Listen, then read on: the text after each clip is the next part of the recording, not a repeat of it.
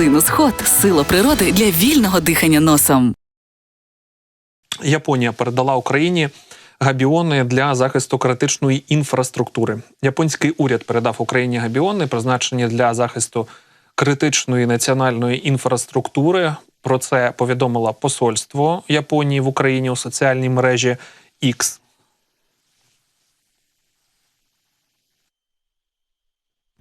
Лютого посол Мацуда взяв участь у церемонії передачі габіонів, призначених для захисту критичної національної інфраструктури України.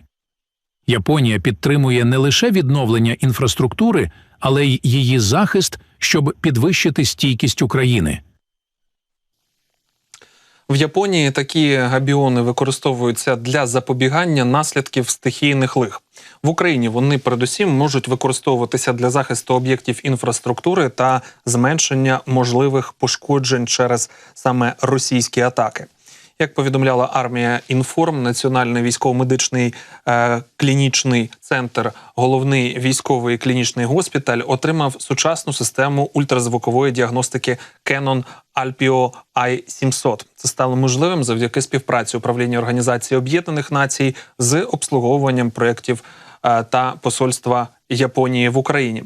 Я також нагадаю, що Японія виділить кругленьку суму на відновлення України, а саме $106 мільйонів. Мова йде про відновлення інфраструктури, а також розмінування. Очікується, що уряди двох країн домовляться про участь Японії в післявоєнній відбудові європейської країни і підпишуть понад 10 меморандумів про співпрацю на японсько-українській конференції з її сприяння економічному відновленню. У січні Японія оголосила про внесок в розмірі $37 мільйонів до фонду НАТО для надання додаткової підтримки Україні, включаючи безпілотну систему виявлення літаків. При цьому Японія не може надавати саме пряму військову допомогу через обмеження згідно з їх конституцією. 7 сфер співпраці також включають розширення сільського господарства, поліпшення гуманітарної ситуації, біотехнології та промисловість, інформаційні технології, також вдосконалення управління та антикорупційні заходи, повідомляють джерела Kudo News.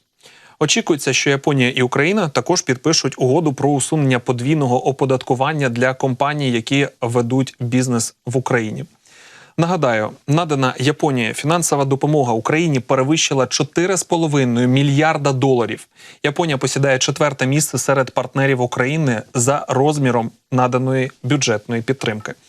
І в минулому році було розпочато перший раунд переговорів із Японією щодо двосторонньої угоди про гарантії безпеки, як це передбачено спільною декларацією про підтримку України. Таким чином, Японія стала 4-ю після Сполучених Штатів Америки, Великої Британії та Канади державою, із якою Україна розпочала відповідні переговори.